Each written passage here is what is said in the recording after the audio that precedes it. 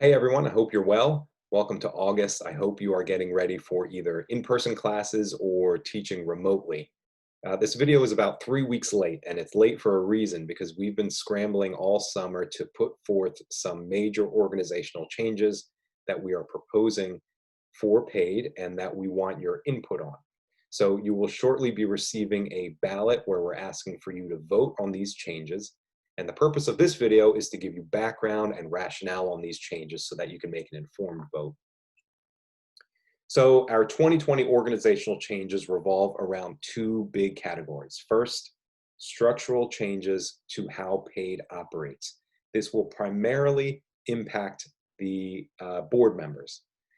It will have a trickle-down effect to our members and the value that we can provide to you as members of our organization. And then second is the name change. This has been around for a couple of years, ever since NADE made the transition to NAS. We've been examining this. We've asked for your opinion. We've thought about it. We've looked at other state chapter models, and we are now ready to put forth a suggestion for your vote. So the old way, sort of the current way that PADE is operating, our board is really focused on regions from the state of Pennsylvania and institution type. So this map might look really familiar. If you've been to one of our conferences, you would have seen this map, and perhaps you know exactly what region you're in without even looking at the map. And this is where we spent time trying to find new members, trying to bring in some local professional development and some local community and engagement to these regions. We also brought in board members who fit in these several categories, and this is how our founding documents were written. So we always had board members that represented community colleges from the state. We always had board members that were from four-year public and four-year private institutions. We also had a category of board members that were called at-large, so they were from any institution type as long as they fit a specific need that we required on the board. We also had regional chair people. They are in charge of those 4 regions, and their task was to bring in new members and engage in some local professional development and outreach in those regions. And then, of course, we had the executive members, that being the president, president-elect, treasurer, and the secretary. That's how we operated, and we operated well for 40 years. We just celebrated our 40th anniversary. What we sort of ignored in these in the old format is the fact that, and we've been hearing this for a long time, that higher education is changing, but the reality is we know that it's a done deal. Higher education has already changed. The change has been accelerated by the pandemic, but the change occurred before the pandemic, and we are now in a brave new world of higher education. So it is time for us as an organization to adapt to that change and to move forward so that we can provide the best value for our members and the best support for our students. So here's what the new way focuses on. This is what we are proposing. We are focusing on our collective strengths as a board and as members. Rather than focusing on regions, we're looking at what are we good at and how can we use that to increase student success and member value. We are shifting strongly towards the idea of student success and social justice. The two are linked. As I mentioned a couple years ago at my talk at our conference, we are doubling down on this idea of student success is social justice. And if you've been paying attention to the news the last 6, 7, 8, 9 months, you know that this is more important now than ever. And we want to be at the forefront of this. And of course, we want to give the best value and engagement to you, our members. So our new way focuses on these 3 things. And we are going to accomplish these 3 things by translating those regional representations and those institution types into 5 what we're calling governance committees.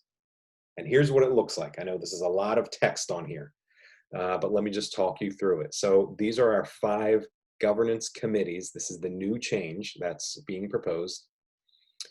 First, we have the executive committee. This is going to look very similar to what you've seen in the past. So there are no changes here, really.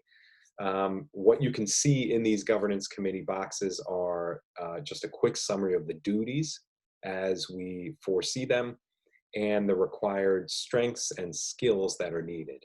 So as we move forward, we are going to be pulling on our current board members to fill these roles, but we are also going to be looking at our membership to assist and potentially fill these roles in the future as well. So the executive committee is made up of the president-elect or the past president, the treasurer, and the secretary. Probably one of the most important parts of our organization is going to be marketing and communications, and that governance committee is going to have 3 standing members. These are going to be paid board members. We're going to have 1 person who is in charge of marketing and comm as a director. We're going to have 1 person who is the website manager or guru, and then 1 other board member who is just really good at maybe social media or bringing in new members or promoting awards. On the other side, this is a somewhat new committee, the Governance Committee of Finance and Fundraising. So again, same model. We're going to have 1 director of finance and fundraising and 2 additional board members who have skills that sort of reside in accounting, in money management, in outreach to organizations around the state to promote awareness and to bring in donors to help our organization grow. This is something that is new, and this group is going to have oversight on the budget for the organization throughout the year. Next, at the bottom left there, you see the conference committee. This is something that we are really good at and that we are really proud of every year, putting on a fantastic conference. What we're doing now is giving a group of board members a lot more power and a lot more leverage when it comes to the conference. So no, these 3 people are not going to be the only ones planning the conference, but they're going to be the ones setting the vision. They're going to be the ones that will set the theme and will look multiple years into the future about what our conference will look like. We're in a brave new world now with conferences where a lot of our stuff is going virtual, is going online, and this group is going to be able to adapt and make recommendations to the board on a regular basis. So again, we will have a director of the conference governance committee and 2 additional board members. They are going to be the leaders of the conference vision and execution, but they will be pulling on everyone on the board for assistance as well as members.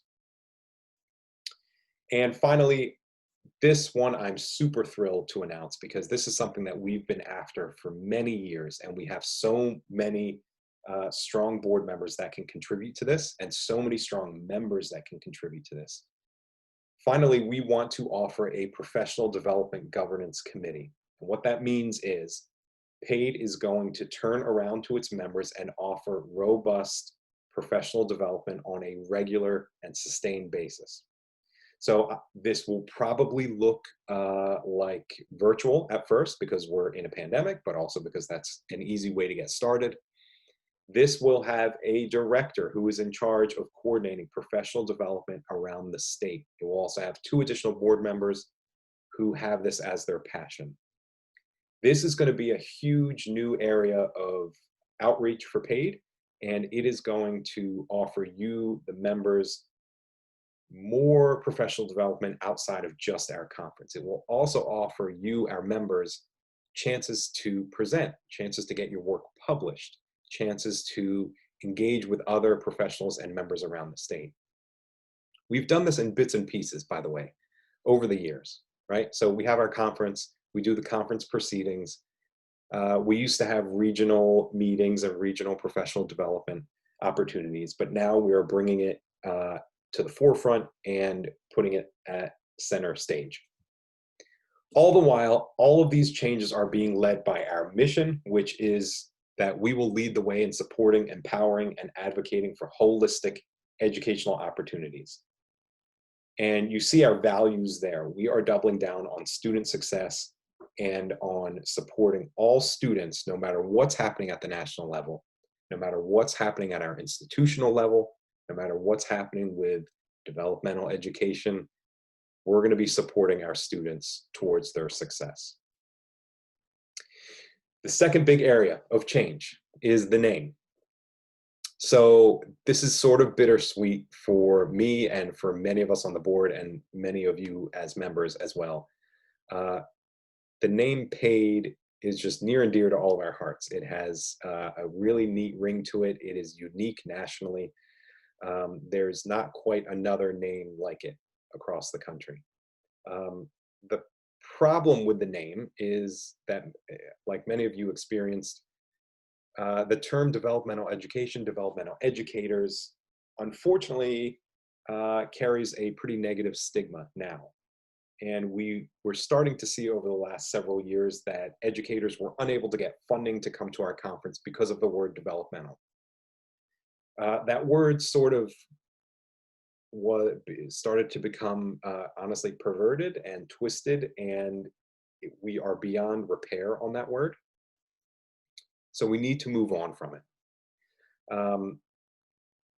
So what we decided to do, what the board decided to do, is put forth a name that gives us a state identity, but it also gives us clear connection to our national organization. So we are proposing for your consideration that the new name for PADE is going to be the Pennsylvania chapter of the National Organization for Student Success. So we can call this PA-NOS, we can call it NOS-PA. We'll figure out the terminology, I think, as the branding comes out. But what we want to do is put forward a name that keeps Pennsylvania at the forefront, but it also gives us a clear connection to our national organization, and it brings in the words that will increase our membership, and those words are student and success. So after probably 2 years worth of research, asking you, the members, thinking about it, talking to our national organization, and recently polling and then double polling our board members. We also reached out to our past presidents for their input, and we shuffled through a bunch of options. This one makes the most sense, and this one is the best path forward for us to focus on student success and continue to be a strong chapter here in Pennsylvania, but also continue to make big waves nationally. So that's a quick summary of our changes. So what you will be seeing in your email very soon for members is a link to vote on the changes, the organizational changes that I described. And those governance committees required a lot of changes to our founding documents. So those governance committees that I showed you are the framework, but we spent a good amount of last year revising our constitution and revising our bylaws. So you will see a link to those documents. They're called the 2020 revisions. That way you'll be able to read them and review them, and then give us your vote on whether or not you accept those changes. And then finally, we're going to ask for your vote on the name change. We look forward to these changes. We look forward to implementing these changes over the next academic year. It will take us some time to transition our board work from the old way to the new way. It will take us some time to transition from our old name to our new name. But we are going to spend the next year working on that, and we hope to be able to celebrate it a little more formally and a little more officially come spring when we get back together. So thank you for listening.